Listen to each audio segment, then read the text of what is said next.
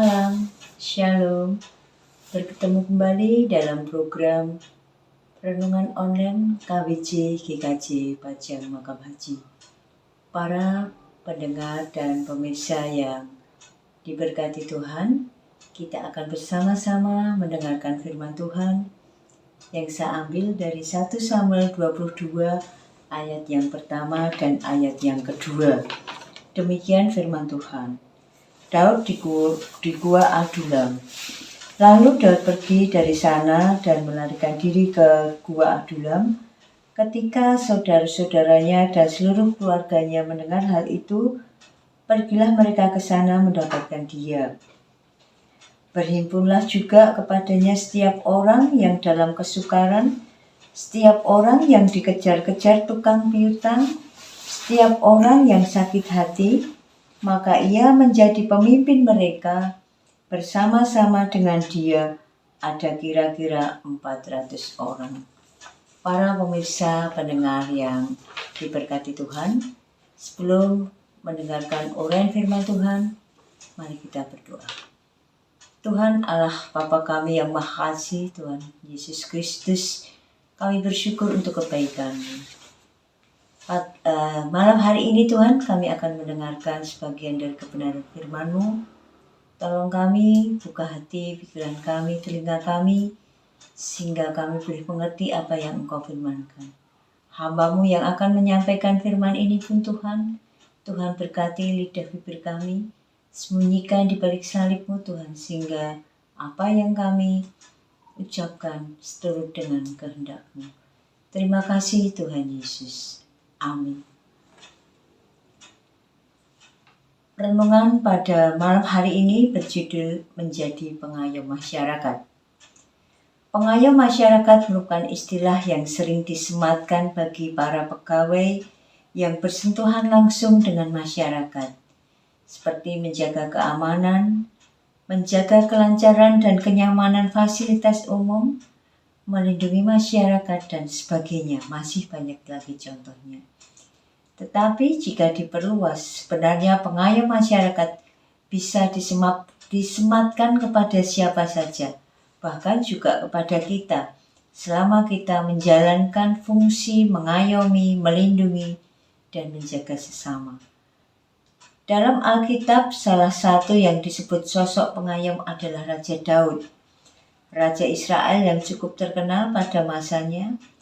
Ia terkenal bukan sekedar telah mengalahkan Goliat dan bisa mengalahkan berlaksa-laksa musuh, tetapi ketenarannya memang berawal dari karakter atau jiwa kepemimpinan yang telah ia miliki sejak kecil. Mulai saat ia menjadi gembala yang lugu, sederhana, cerdik, dan juga bertanggung jawab. Ia juga menjadi anak yang taat kepada orang tuanya. Daud juga sosok yang lemah lembut dan setia dalam melayani Raja Saul yang pemarah. Dalam perjalanan hidup Daud untuk menjadi seorang raja, mengalami jatuh bangun. Di antaranya ketika rasa iri dan dengki menguasai Raja Saul, membuat Daud memilih untuk melarikan diri demi menghindari konflik dengan Raja Saul. Daud melarikan diri ke daerah Nob, lalu berpindah ke Gad dan bersembunyi di gua Adulam. Selanjutnya ke wilayah Kehila dan terakhir ke Gurun Sif. Setelah itu, Saul tidak lagi mengejarnya karena bangsa Filistin menyerang kerajaan Israel.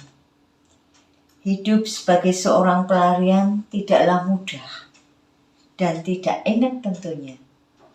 Tentu merasakan kekhawatiran, takut, was-was, curiga, dan pasti juga rasa yang tidak tenang. Tetapi dalam kondisi seperti ini, tercatat 400 orang yang tetap setia. Dari 1 Samuel 22 ayat yang pertama dan yang kedua yang telah kita dengar bersama, menunjukkan bahwa mereka adalah yang pertama, saudara dan keluarga Daud. Yang kedua, orang yang selama ini hidup dalam kesukaran. Yang ketiga adalah orang-orang yang dikejar hutang.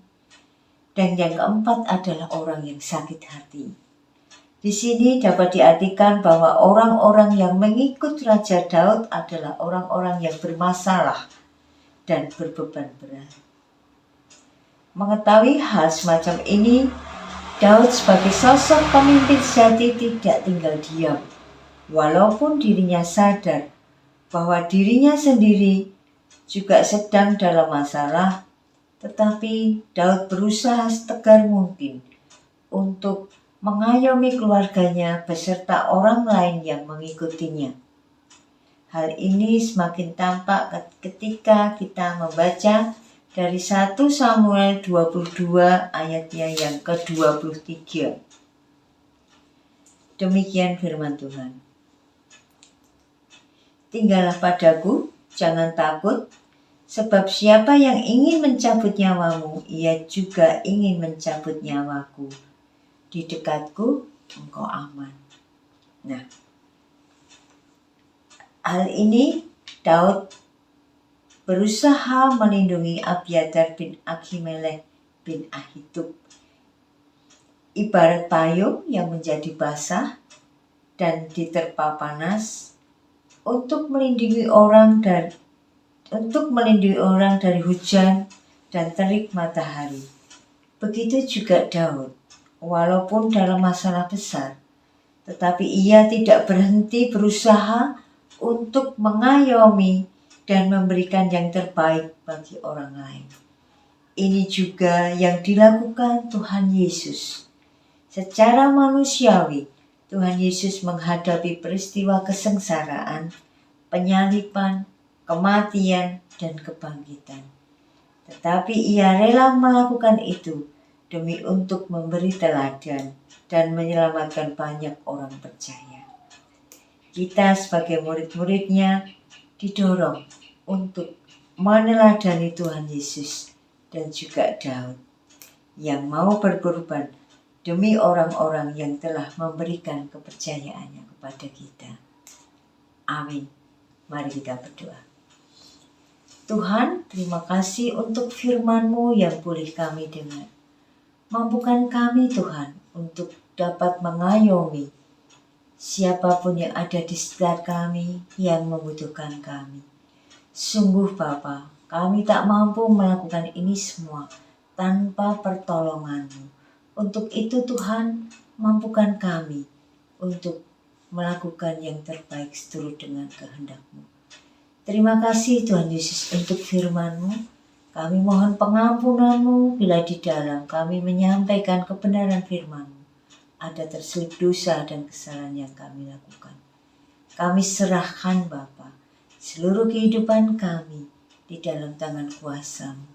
Di dalam satu nama Tuhan kami Yesus Kristus, kami berdoa, kami mengucap syukur. Amin. Terima kasih, selamat malam.